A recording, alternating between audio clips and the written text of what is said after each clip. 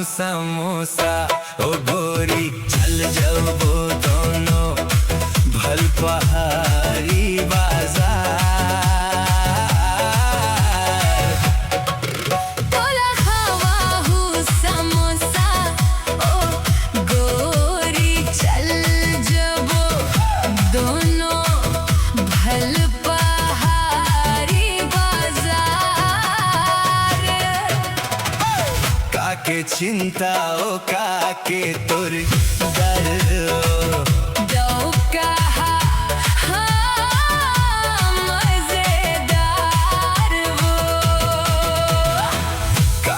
चिंता वो काके तोर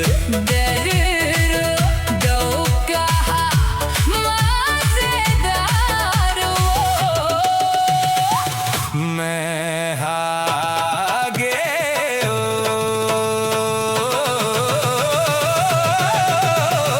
रानी तोरे अच्छा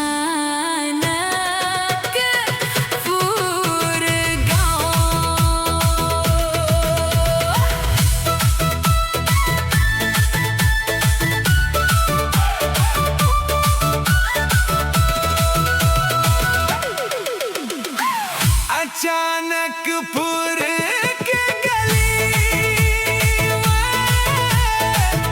तोर संग घूमूं मैं रानी। हंसत खेलत बीत जाही मोर जिंदगी कहानी।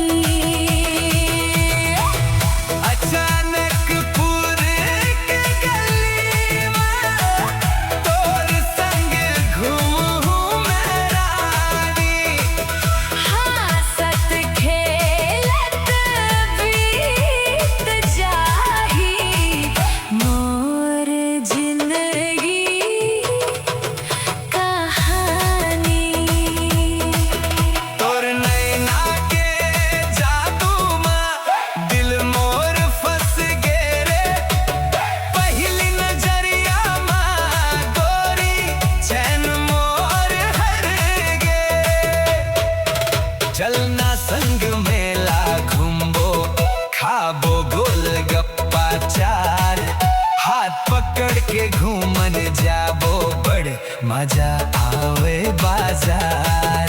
तोर संग हंसी ठिठोली दिन कटथे झनकार। मैं आवो रानी तोरे अचानक पुर गाँव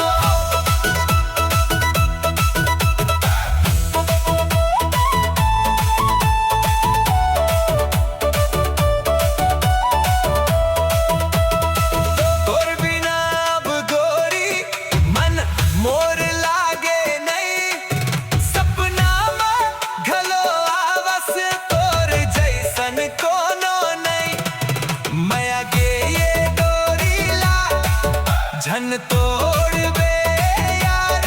जन्म जन्म तक निभाऊं करठो में इकरार। तोला खावा हूँ समोसा ओ गोरी चल जाबो बाजार। माया के बाती बढ़ी संग संग हर बार।